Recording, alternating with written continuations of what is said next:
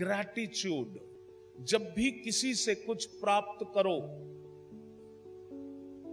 Free में नहीं करना, नहीं तो उधारी चढ़ जाएगी और ब्याज लगेगा, ब्याज समेत चुकानी पड़ेगी। देन एंड देयर धन्यवाद, देन एंड देयर धन्यवाद, फीलिंग ऑफ ग्रैटिट्यूड।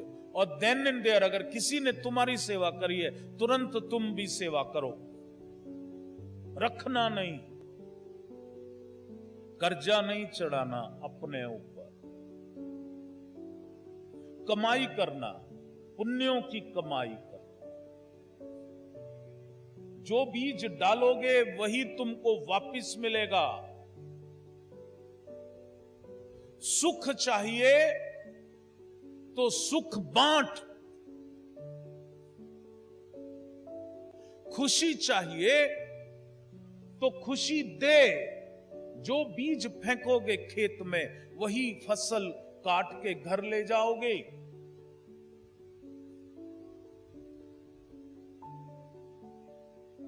मधुर वचन लोग तुमको बोले, ये इच्छा है तो मधुर वचन लोगों को बोलो। If you seek cooperation, give cooperation.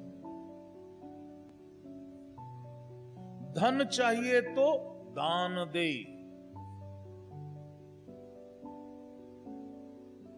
धन चाहिए तो दान दे।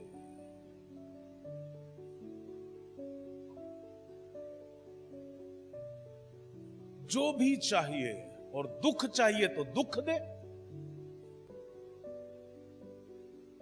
और अगर दुख देने में सुख मिल रहा है तो याद रखो, जो दिया है वो बीज है, फसल बहुत ज्यादा होती है।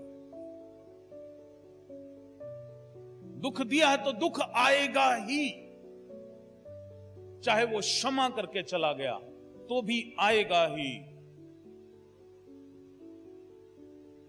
और पुण्यों का ह्रास नहीं करना, जो पुण्य फल कमाए है उसको संभाल के रखना, किसी की आलोचना नहीं करना। किसी की आलोचना करने से पुण्य जलते हैं, समाप्त हो जाते हैं। तो क्या जरूरत है किसी के बुरे कर्म देखने के? देखना है तो उसकी अच्छाई क्या है, मात्र वही देखना। जो तुमको चाहिए वही तुम अपने लिए सोचो, जो तुमको चाहिए वही बाहर देखो, जो तुमको चाहिए वही गुण और लोगों में ढूंढो। अगर अपने अंदर अवगुण चाहिए तो लोगों के अवगुण देखो,